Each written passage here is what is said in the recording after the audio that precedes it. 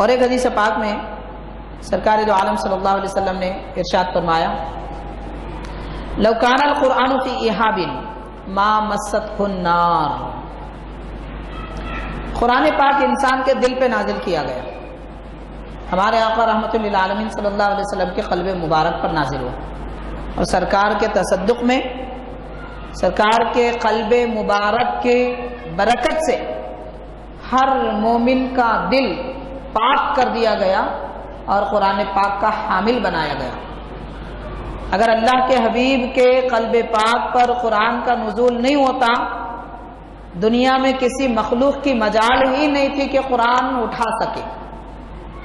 لیکن ہمارا دل اٹھاتا ہے، ہمارا دل قرآن کا حامل ہے۔ ایک آیت، ایک سورہ، چند سورے کیوں نہ ہو، ہر ایک مسلمان یاد رکھتا ہے۔ اگر سرکار کا قلب مبارک قرآن پاک نہ اٹھاتا، قرآن پاک کا حامل نہ ہوتا، تو پھر کسی انسان کا دل، کسی مخلوق کا دل قرآن پاک کی حفاظت نہیں کر سکتا تھا۔ تصدق میں، برکت میں حبیب پاک کے قلب پاک کے یہ نعمت عطا کی گئی ہے۔ اب آپ غور کریں، حضور پاک صلی اللہ علیہ وسلم نے فرمایا کہ اگر قرآن کسی دل پر نہیں، کسی جلد میں نازل ہوتا، یعنی چمڑی پر، پہلے زمانے میں جلد پر لکھا جاتا تھا، کھال جو ہوتی تھی جانوروں کی اسے سکھایا جاتا، باریک کر لیا جاتا، چھلا جاتا، اس کے بعد اس پر لکھا جاتا تھا۔ یہ قدیم زمانے میں طریقہ کار تھا۔ تو اللہ کے حبیب صلی اللہ علیہ وسلم فرماتے ہیں کہ قرآن پاک اگر کسی جلد پر نازل ہوتا، مطلب اللہ کی طرف سے جلد پر لکھا ہوا اترتا، جلد پر لکھا ہوا اترتا، جیسا کہ حضرت موسیٰ علیہ السلام کو ان پر جو کتاب نازل کی گئی وہ تختیوں میں لکھی ہوئی دی گئی، 40 تختیاں آپ کو دی گئی تھی حضرت موسیٰ علیہ السلام کو۔ بعض روایات میں 10 کا ذکر آتا ہے، خواہ جو بھی ہو، تو تختیوں میں لکھی ہوئی کتاب ان کو دی گئی، لیکن سرکار دو عالم صلی اللہ علیہ وسلم کو آسمان سے لکھی ہوئی کتاب نہیں ملی۔ اللہ تعالیٰ نے اپنے محبوب کے دل پہ قرآن اتارا، حضور نے لکھایا، سرکار نے لکھایا، تو یہ حروف جو ہم قرآن میں پڑھتے ہیں یہ سرکار دو عالم صلی اللہ علیہ وسلم کے بتائے ہوئے حروف ہیں۔ اب ہمارے آقا کی عظمت کا اندازہ کریں، اگر سرکار قرآن پاک اپنے دل میں رکھتے، لکھنے کا حکم نہ فرماتے، تو ہم دیکھ کر قرآن بھی نہ پڑھ سکتے۔ تو آج ہم قرآن دیکھتے ہیں، پڑھتے ہیں، ہاتھ میں لیتے ہیں، چومتے ہیں، سینے سے لگاتے ہیں، یہ بھی سرکار کا صدقہ ہے، ورنہ کہاں سے اتنی بڑی نعمت اور اتنا بڑا کلام ہمیں ملتا۔ تو بہرحال حدیث پاک میں بتایا گیا کسی جلد پر اگر قرآن اترتا تو اس جلد کو آگ بھی نہ چھو سکتی، یعنی آگ کی مجال نہیں ہے کہ قرآن جس جلد پر لکھا جائے اسے جلا سکے، کیونکہ یہ اللہ کا کلام ہے، نور ہے، اور نور کو نار نہیں جلا سکتا، آگ نہیں جلا سکتی، اللہ کا کلام نور ہے۔ تو کسی جلد پر لکھا ہوا قرآن پاک آتا تو اسے جلایا بھی نہیں جا سکتا تھا۔ یہاں دراصل اشارہ دیا جا رہا ہے ان لوگوں کو کہ جو قرآن یاد رکھتے ہیں، قرآن پاک پڑھتے ہیں اور قرآن پاک کا علم رکھتے ہیں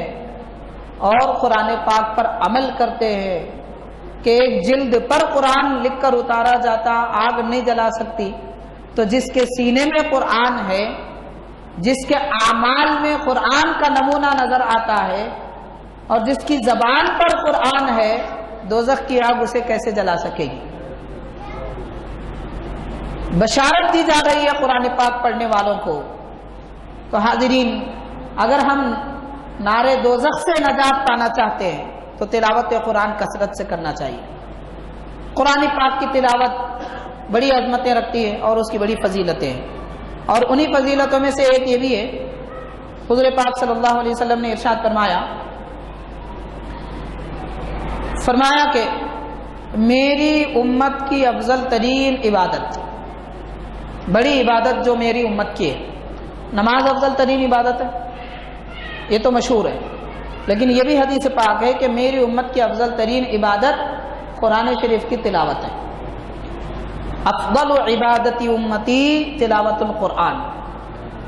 قرآن پاک کی تلاوت میری امت کی بڑی عبادت ہے۔ تو جو آدمی عبادت بڑی کرنا چاہتا ہے اگرچہ کہ تھوڑی ہو، انہیں کوئی کام طویل بڑے وقت تک کرنے سے بڑا نہیں ہوتا، تھوڑا کیوں نہ ہو، اگر بڑا کام کوئی کرنا چاہتا ہے قرآن پاک کی تلاوت ہے۔ تو ایک افضل ترین عبادت دوسری افضل ترین عبادت میں کی جائے، پھر اس عبادت کی فضیلت کیا ہوگی؟ نماز بھی افضل ترین، قرآن پاک بھی افضل ترین عبادت، دو عبادتوں کو جمع کر دیا جائے تو پھر کتنی بڑی عبادت ہوگی۔ اسی لیے ہم سنتے ہیں ہمارے اسلاف بزرگان دین،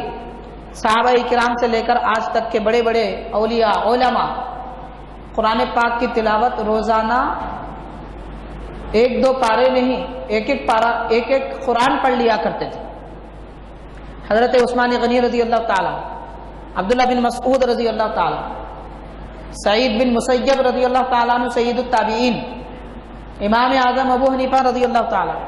حضرت غوث اعظم دستگیر رضی اللہ تعالیٰ، یہ وہ بزرگ حضرات ہیں کہ انہوں نے ہر رات میں ایک ایک قرآن پاک کی تلاوت کی، اور وہ بھی نماز میں۔ بعض جگہ تو آتا ہے ایک ایک رکعت میں، ایک ایک رکعت میں، نماز میں، ہر رات میں 40 سالوں تک ان کا یہ عمل رہا۔ تو نماز میں افضل ترین عبادت کا ثواب کیا ہوگا؟ نماز بھی بڑی عبادت، تلاوت قرآن بھی بڑی عبادت، پھر یہ دو بڑی عبادتوں کو جمع کریں گے تو کتنی بڑی عبادت ہوگی۔ تو حاضرین، جو چاہتا ہے کہ میں بڑی عبادت کروں گا، اسے چاہیے کہ وہ نماز میں قرآن پاک زیادہ پڑھے۔ یہ فضیلت بیان کی گئی ہے۔